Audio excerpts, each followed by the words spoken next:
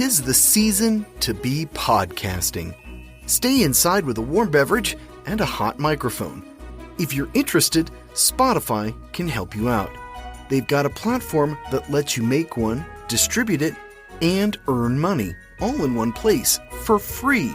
It's called Spotify for Podcasters, and here's how it works. Spotify for Podcasters lets you record and edit podcasts right from your phone or computer. So you've already got the equipment necessary to start recording today. Then you can distribute your podcast to Spotify, Apple, Google, and everywhere else podcasts are heard. Video podcasts are also available on Spotify. And when you want to take conversations with your fans to the next level, Q&A and polls are an excellent way to get them talking. With Spotify for Podcasters, you can earn money in a variety of ways, including ads and podcast subscriptions. Best of all, it's completely free. I switched Dorky, Geeky, Nerdy over to Spotify for Podcasters, and I haven't regretted it. The analytics are fantastic, and the new tools for hosting and updating the feed are way more than I could do self-hosting. Now, it's your turn. Head to podcasters.spotify.com and read all about it. Then, let me know what you're podcasting all about.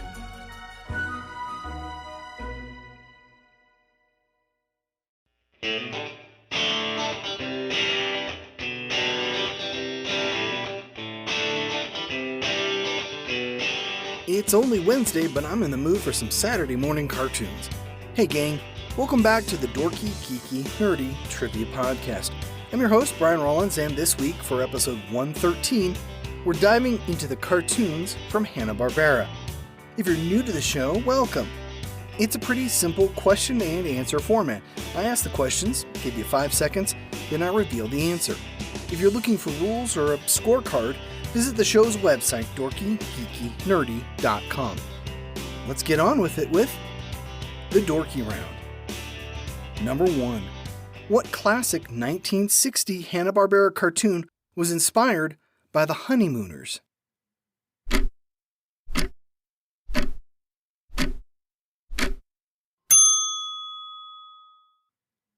The Flintstones. Number 2.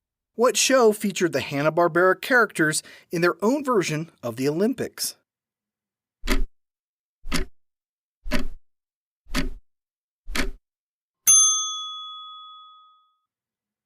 Scooby's Laugh Olympics. Number 3. What show was originally supposed to be an adaptation of the radio show Jack Armstrong, the All-American Boy?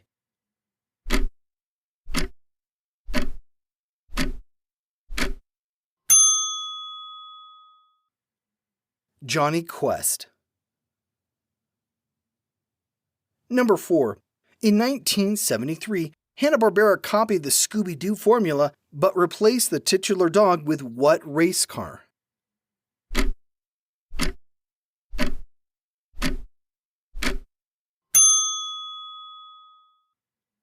Speed Buggy.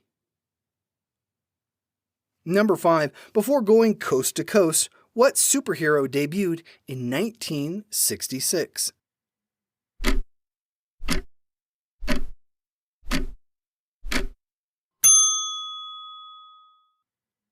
Space Ghost. Number 6. Before appearing in Scooby-Doo 3 times, what sports team had their own cartoon series starting in 1970?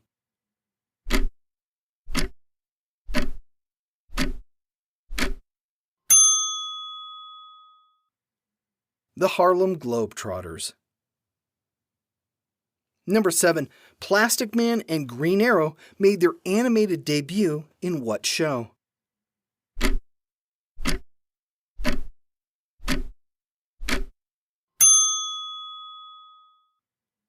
Super Friends.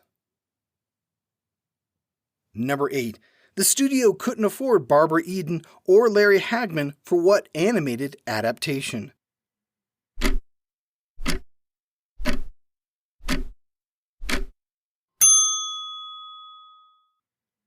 Genie. The show did have voice work from pre-Star Wars Mark Hamill. Number 9. Between John Astin and Raul Julia, there was Lenny Weinrib, who voiced the patriarch of What Family in 1973.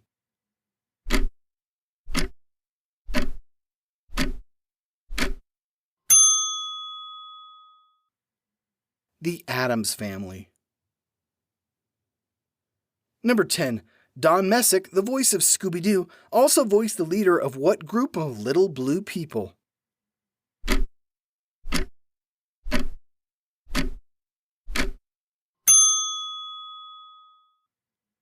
The Smurfs. The Geeky Round. Number 1. Carl Sagan was a fan of what cartoon series because of its skeptical tone?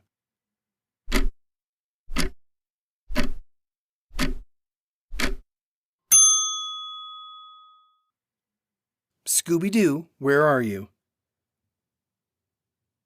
Number 2. What was the first American Saturday morning cartoon to feature a black female character?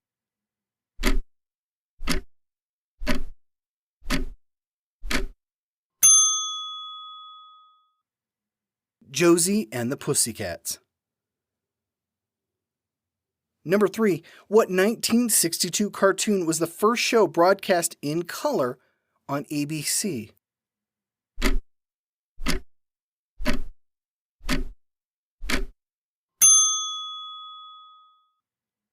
The Jetsons. Number 4. Scatman Crothers voiced what martial arts canine?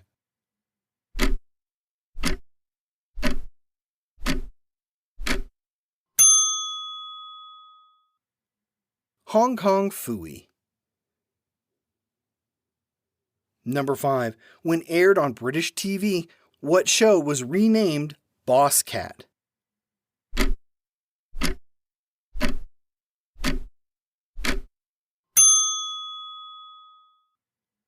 Top Cat. There was a brand of cat food by the name of Top Cat selling at the same time. Number 6. IMDb describes what show as, quote, the tender, passionate relationship between a 40-foot purple ape and his wisecracking canine pal.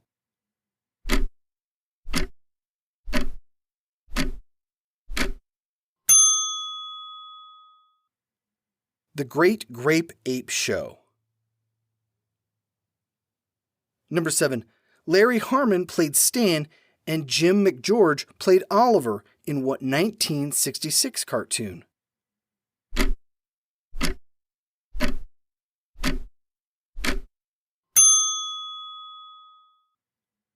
Laurel and Hardy.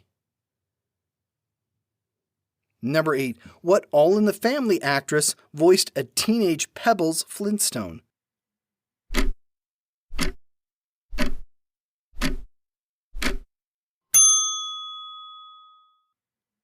Sally Struthers. Number 9. Catherine Bach, James Best, Sorrel Book, and Denver Pyle all returned to voice characters in what 1983 animated series?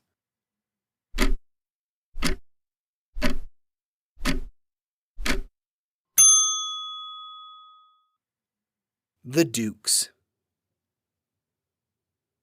Number 10. What animated show reunited Penny Marshall and Cindy Williams in their title roles?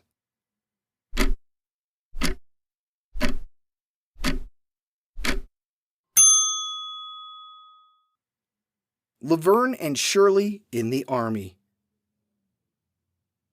The Nerdy Round. Number 1. Who sued Hanna-Barbera over the use of his name as a cartoon character?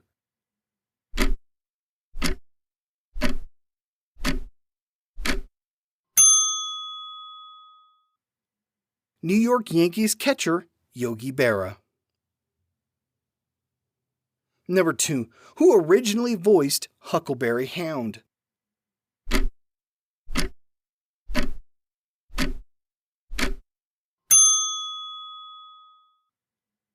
Dawes Butler.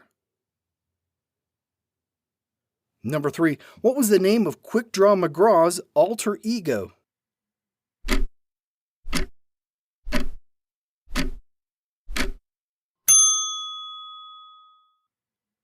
El Kabong. Number 4. What was the first Hanna-Barbera show ever produced?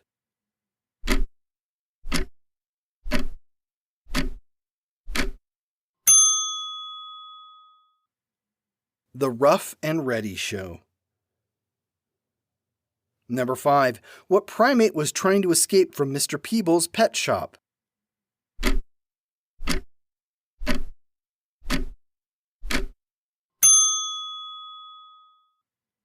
Magilla Gorilla.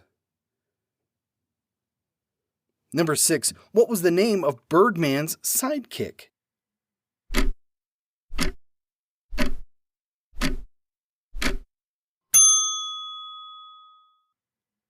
Avenger. Number 7. What 60s series featured Xandor, Tara, and Dorno alongside their giant pets?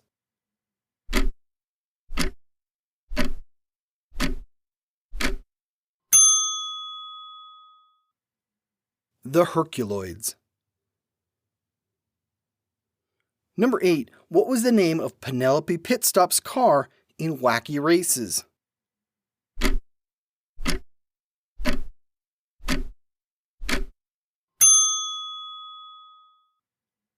The Compact Pussycat.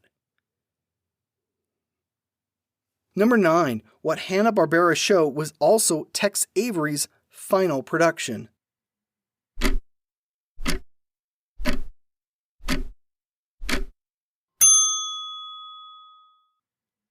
The Quickie Koala Show. Number 10. Miguel de Cervantes' iconic hero was reimagined in what 1990s Hanna-Barbera cartoon?